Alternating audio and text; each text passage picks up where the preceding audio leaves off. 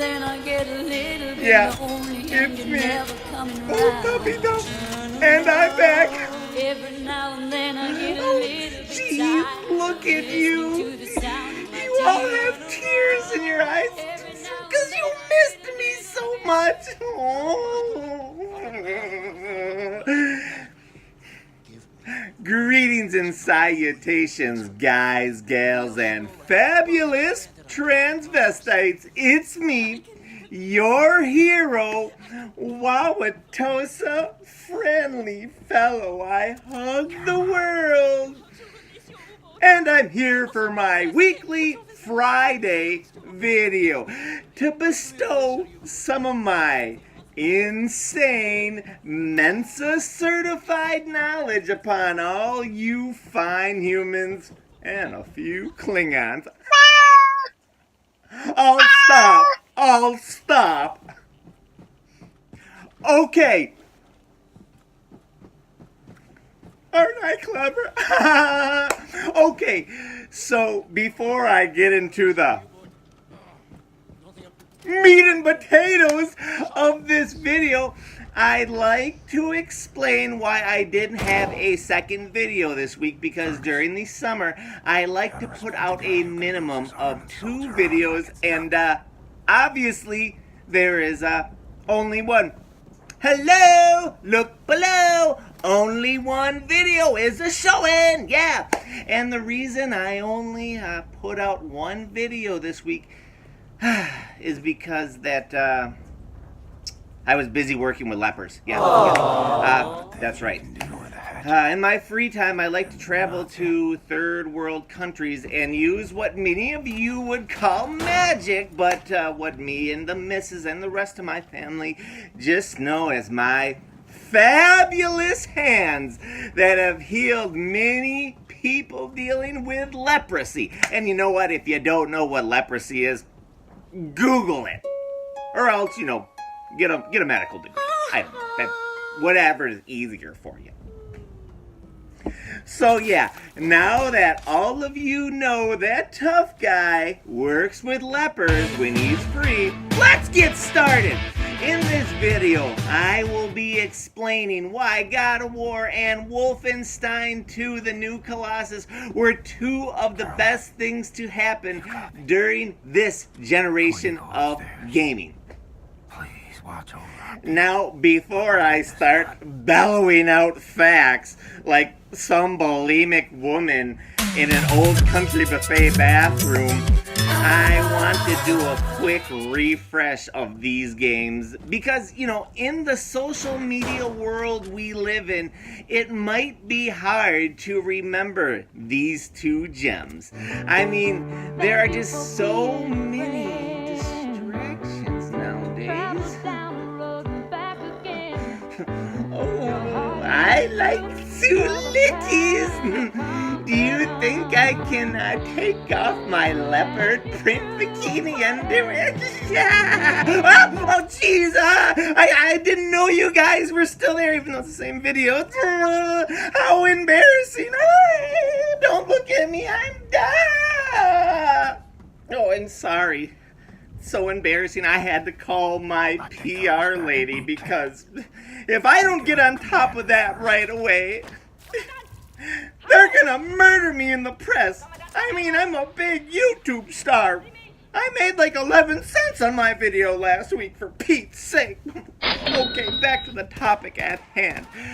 God of War and Wolfenstein 2, the New Colossus were critically acclaimed titles that showed us games in the first-person shooting and action genre can have great stories, interesting, well-written characters, and can be more than a 5 to 6 hour rush of action up the poop chute. They also showed us that games don't need multiplayer to complete in 2017 and 18. And finally, they showed us that you can teach an old dog a new trick. Get it? Because Kratos and BJ Blazkowicz are old characters that, before these games were somewhat played out, and these games really gave them a new lease on life? Like this fella right here? Looking for a date? Meet John. Easygoing, caring, reliable, and has undetected gonorrhea. STDs are at their highest rates ever recorded in the U.S. Date with Durex. I envy John. He can now spread his spunk with reckless abandon. Okie dokie. Now that we are done discussing John's gonorrhea-laced semen, let's roll up our sleeves and put on our jock straps and examine said game and its genre individually. Let's start with this year's God of War, which I put in the action hack and slash genre. Other popular games in this genre include Bayonetta, Devil May Cry, and Darksiders. So one of the things that really stood out about God of War was how emotional the story ended up being. Like the Wonder Years. We wrote to each other once a week for the next 8 years. I was there to meet her when she came home, with my wife and my first son. I'm sorry. I get emotional thinking how some Jezebel floozy could take our Kevy away from Winnie. That's not fair, for Pete's sake. Anywho, it's safe to say that this genre isn't known for its storytelling. No, hey, before some of you read the riot act on me, I need to put on my jackstrap for protection. I know that there were many people that loved the story in Devil May Cry until Big D, Little M, Big C was released, but let's call a spade a spade. That story had nothing on the loving story between Kratos and Altraeris. It's just in a whole different category. Kind of like me and him. When I showed the picture, I was implying that I was the higher brand of man meat than Ryan Gosling. Get in the boat, boy. Just so everyone knows. You know what? I could have been in The Notebook too. That Liar. But that day I had an issue with my bunions when they were casting the characters. Fuck you guys! Another thing that God of War did to change things up in the genre was have a large, interesting environment. Searching through Midgard and the other worlds was incredible and a total change from the linear games we have been used to throughout the years. Sure, you could search for secrets in Bayonetta or Devil May Cry, but for the most part, it was basically going from point A to point B. Darksiders 2 was actually the only game that used the open world format before God of War. But, let's be honest, people. Darksiders 2 wishes it could be a hemorrhoid on God of War's rectum. The game was quite fun, but it was kind of forgettable and far too simple to make a lasting impression. Nothing like God of War. Right black jockstrap that's, mixing in with my black shirt. I don't know, you can barely see it. I should have planned this better, for Pete's sake. Father? Finally, I like to touch. Don't all you Force wish. feels different. I like to touch on God of War's length. Now, just having something longer doesn't always make it better. But God of War had a great story, a ton of different enemies to fight, a whole bunch of places to explore, and an RPG-like loot system. So God of War definitely did not wear out its welcome. Not one bloody bit. Now, according to howlongtobeatgames.com. It took people on average 31 hours to beat God of War. When you compare this to other games in the genre, Bayonetta 2 took 11 hours to beat. Devil May Cry 4 took about 14 hours. Metal Gear Reverence, I think that's how you say it. You know what I gotta do? I gotta throw in my power. Telepathy. Ooh, I shat myself again. Like last video. That took about 8 hours on average. And Transformers Devastation took only 6. While these games had solid replay value, the rush of seeing something new is gone once you slay the main bossy boss. It's done. Nothing new. Now, hack and slash action games are almost exclusively the only games I'll play through more than once. But they eventually give me the feeling that I'm only trying to improve my scores or link a sickadocious combo like something I would do in a battle arena. And surprise, surprise, God of War has 2 whole worlds that are dedicated battle arenas. So it really does so much more than all the other hack and slash actions games that came out before it. But hey, everyone knows God of War will probably be PlayStation's exclusive of the year. Sorry, Spider-Man. And you know, it's probably the front runner for overall game of the year on any system. It's a doggone great game. But, I mean, how does this great game have anything to do with Wolfenstein 2? Well, what they have in common is that they are both revolutionary games for the genre. Now, let's dissect Wolfie Wolf mix Steiny Stein Tushki, shall we? Now, before we dissect the greatness that is known as Wolfenstein 2, I want to make it clear I will mainly be focusing on first-person shooters that are campaign only, or games where the campaigns are the main draw. So games like Call of Duty, Halo, Destiny, and Battlefield won't be looked at too much. Okay, so in today's market, what is the main selling point for a first-person shooter? Multiplayer! Everyone wants to be Action Jackson, where they are like shooting people's Adam's apple off and blowing their spleens across the dark web. I added the word dark in there to sound more edgy. Did it work? So, for a first-person shooter to survive in today's market that doesn't offer multiplayer, it would have to be a meaty game with a ton of content. It would have to have a great story. In that story, it would have to have incredible players, and it would have to have awesome gameplay and a setting that constantly stays fresh and fun for the most part. And when you think of it, Wolfenstein 2 delivers in all these areas. Whoa, Nelly! Now, many first-person shooters have done some of these things well, but not all of them like Wolfenstein. Think about 2016's Doom, or even go way back to the 90s for Doom 2. Those 2 games killed it with gameplay. They were even superior to Wolfenstein in that department. But did really anyone care about the story in either of the Dooms?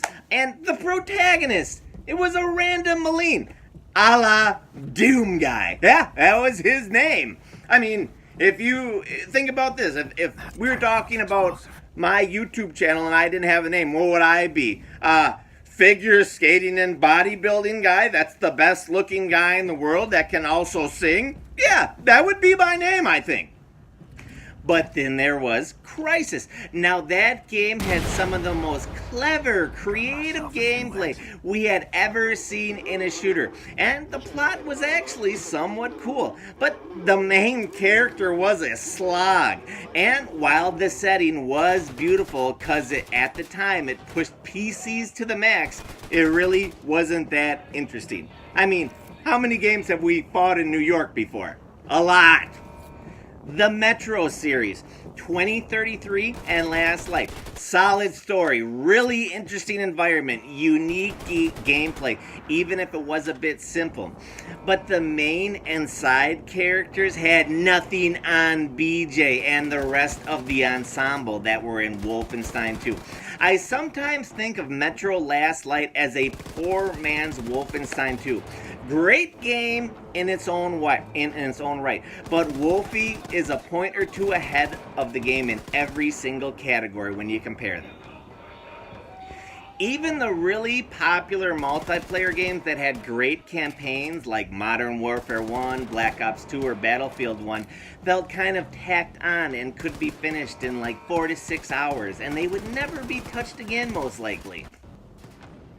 Basically, what I'm getting at by mentioning all those games is that Wolfenstein showed that first-person shooters don't have to sacrifice everything else to have great action.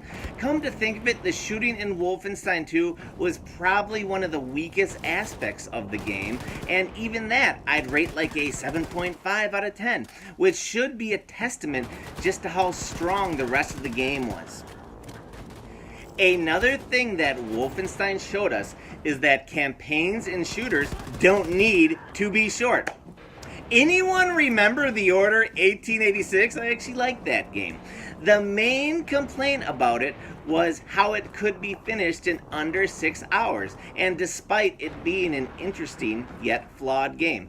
After it was all said and done, there was nothing to do since there was no multiplayer or co-op. Wolfenstein 2's campaign takes about 14 hours to complete, but it also adds side missions and collectibles that expand the lore, which can easily push the game to over 30 hours. This used to be only seen in games that were like RPGs or open world games. But you know, Wolfie 2 flipped the switch on these jive turkeys. You go, girl! So God of War and Wolfenstein 2 showed us that games can have a great story, interesting layered characters, an environment that yearns to be explored. Go me! That's right, I used the word yearn in a video. My life is now complete. Many games in the first-person shooter and hack-and-slash genre will be compared to these two games going forward. So when developers try to hit us with a 6-hour game that focuses on gameplay and nothing else, we can expect reviewers to shit on it. And if we have learned anything in the last decade, games that review well sell well, and games that aren't, well, they get skipped. Oh, sad face. If all AAA games that come out are even 80, 70% evolved as God of War and Wolfenstein, I think us as sexy consumers will tend to feel less ripped off and more satisfied when we throw our hard-earned Skrilla at said games. It also shows that there is a massive market for story-driven games, and not all titles have to be Battle Royale mode with shitty shit hit detection. Oh, me throwing shade. I'm a shade-throwing motherfucker. Okay, so there you have it, an opinion piece by the legend, Tophosaurus Rex. You know, isn't it weird how when I say opinion, the next day it just becomes a fact? I guess my videos are so well done and my points are undisputable that the Tuffinator's word is law. But hey, before I skidooty-dood off into the sunset, I want to know what other things you think are going well in the gaming industry today. So many people tend to focus on the bad, or they complain about petty, trivial things that aren't worth it. All the great things can get overlooked. So why don't you all play a pimp daddy? That's me, by the way, the UPS guy. It's true. Tell me what you really like in gaming today and the trends you want to see continue or even expand on. Well, things are going just swell. Aw, it's that time. I checked my imaginary watch. I have to go, but I really don't want to. I really want to stay. You know what? One of these days, one lucky subby is going to wake up and I am going to be sleeping next to them spooning. I mean, what would it really get better than that? Wake up from your slumber and see my handsome mug breathing in your face. Oh boy, I'm gonna surpass Petey Pie with subs now. #1 trending hashtag slumber with tough guy. Oh, there it is. Yeah, it took a little bit. Okay, so I love you so much, okay? Think about me all weekend and write love notes to me on piece of paper by hand, okay? XOXO. Gossip Tuffy and his jockstrap. Out. I'm gonna leave it.